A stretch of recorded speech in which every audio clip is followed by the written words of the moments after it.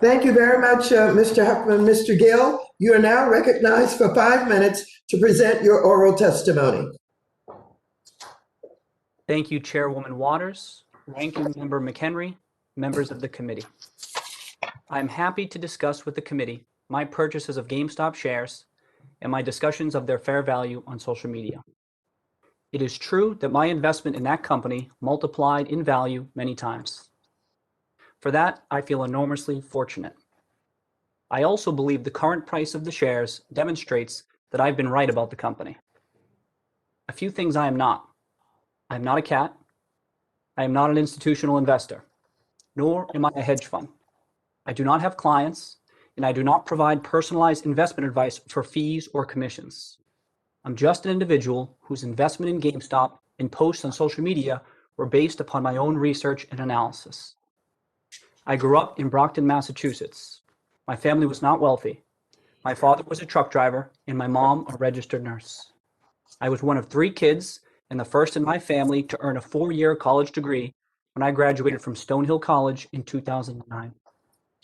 That was not a good time to be looking for a job. From 2010 to 2017, I worked at a few startup companies, but there were significant periods when I was unemployed. I took an interest in the stock market, and even though I had very little money, I used those times to educate myself and learn more about investing. In April 2019, after nearly 2 years unemployed, I accepted a marketing and financial education job at MassMutual. My wife Caroline and I were thrilled that I had an income and benefits. My job was to help develop financial education classes that advisors could present to prospective clients. I was not a stockbroker or a financial advisor. I did not talk to clients, and I did not recommend stocks for them to buy. Before and after I joined MassMutual, I studied and followed stocks. One of those was GameStop. In early June of 2019, the price of GameStop stock declined below what I thought was its fair value. I invested in GameStop in 2019 and 2020 because, as I studied the company, I became more and more confident in my analysis. 2 important factors, based entirely on publicly available information, gave me confidence that GameStop was undervalued. First, the market was underestimating the prospects of GameStop's legacy business and overestimating the likelihood of bankruptcy. I grew up playing video games and shopping at GameStop, and I plan to continue shopping there. GameStop stores still provide real value to consumers and reliable revenue for GameStop. Second, I believe that GameStop has the potential to reinvent itself as the ultimate destination for gamers within the rapidly growing $200 billion gaming industry. GameStop has a unique opportunity to pivot toward a technology-driven business.